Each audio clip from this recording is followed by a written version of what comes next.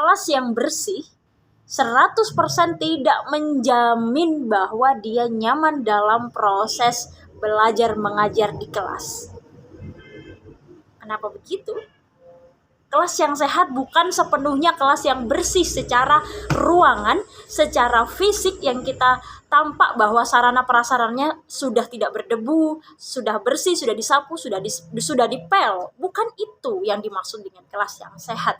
Yang saya alami selama ini bahwa kalau hal tersebut memang sudah banyak digaungkan, sudah banyak menjadi program kerja dari petugas kesehatan, dari warga sekolah. Tapi yang saya maksud di sini kelas yang sehat adalah sehat secara fisik, sehat secara mental, dan sehat secara sosial. Seperti itu. Betulnya malas dan bosan untuk belajar itu karena apa sih?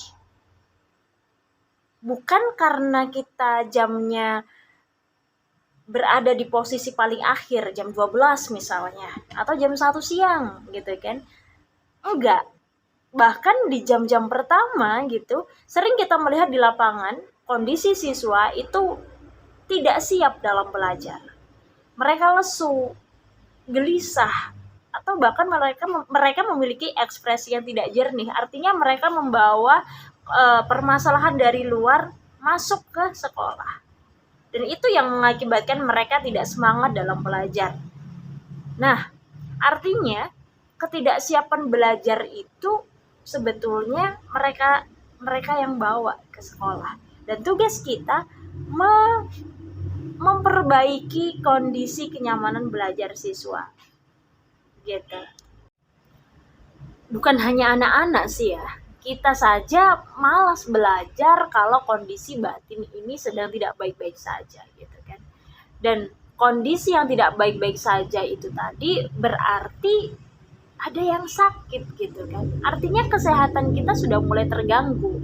Nah, yang dinamakan sehat itu tadi bukan hanya sehat fisik saja. Dan berdasarkan literatur yang saya baca gitu kan, bahwa sehat itu fisiknya, mentalnya, dan sosialnya harus seimbang gitu. Sehat fisik artinya memiliki badan yang bugar, sehat sosial itu menjalin hubungan dengan orang lain itu baik, dan sehat jiwanya artinya mereka senang dan bahagia. Begitu. Nah, ketika guru mengabsen kehadiran siswa, misalnya, ada yang tidak masuk. Sakit fisiknya. Oke, istirahat. Kenapa selama ini tidak timbul perhatian mengenai kesehatan mental dan sosial juga gitu loh. Ini bukan hanya menjadi tugas guru BP atau guru BK yang hanya memiliki waktu 2 jam dalam seminggu yang memperhatikan kondisi mental atau sosialnya siswa. Tapi justru ini menjadi tugas penting bagi guru pengajar, guru mata pelajaran. Karena apa? Karena kita wajib membangun, menjalin, atau bahkan membuka tangan sekaligus pundak bagi mereka. Gitu kan. Ya, saya di sini kebetulan ya sebagai guru bahasa Indonesia, dan dalam mapel ini, achievement atau capaian yang harus dimiliki oleh siswa yaitu mereka mampu berbahasa lisan dan tulis. Nah, ini PR bagi saya, PR besar bagi saya selaku pengajar, karena mereka dituntut agar mampu berkomunikasi dengan baik. How to be a good public speaker. Paling tidak mereka berani dan percaya diri mengemukakan apa yang mereka pikirkan, apa yang mereka rasakan di depan umum. Nah, ini belum menuju ke pembelajarannya. Belum. Saya di sini ingin bahwa ketika anak itu sudah kondisinya sehat, maka mereka akan siap dalam belajar. Nah, jangan ketika awal masuk sekolah, kan tidak mungkin tiba-tiba ujuk-ujuk pelajaran, enggak, perkenalan. Dan ketika perkenalan pun bahkan saya di sini mengajar siswa SMK ya, walaupun sudah dikatakan sekolah menengah atas atau sekolah menengah kejuruan itu, tapi mental mereka masih pemalu, sangat pemalu.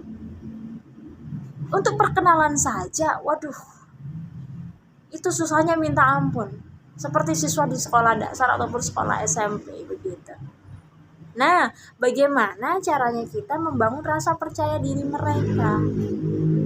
Kalau saya, pertama kali saya memasuki dunia mereka terlebih dahulu. Kalau bisa eh, kita yang pernah mengalami di usia 17 tahunan gitu ya.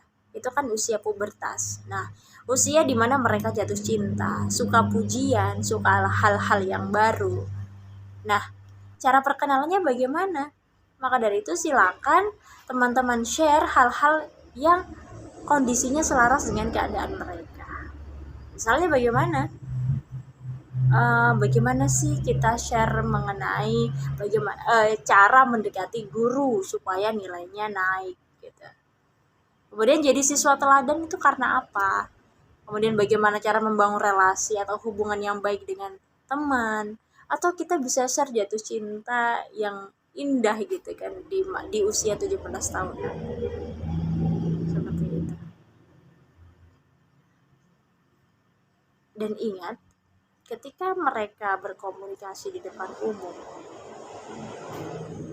ketika jangan sekali-kali menjatuhkan mereka, jangan sekali-kali oh kamu salah dalam berbicara, jangan.